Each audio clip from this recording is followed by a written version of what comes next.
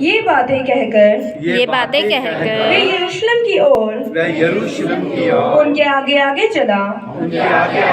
जब वे जैतून नामक पहाड़ पर बैतफगे और बैतनिय्याह के पास पहुंचा, तो उसने अपने चेलों में से दो को यह कह के भेजा,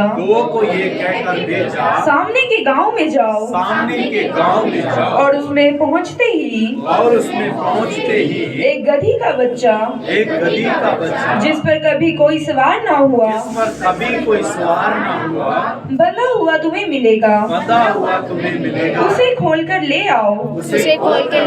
यदि कोई तुमसे पूछे कि क्यों खोलते हो, तो यह कह देना कि प्रभु को इसका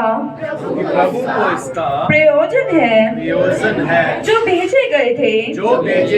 उन्होंने जाकर जैसा उसने उनसे कहा था वैसा ही पाया। जब वे गधे के बच्चे को खोल रहे थे, तो उसके मालिकों ने पूछा, इस बच्चे को क्यों खोलते हो?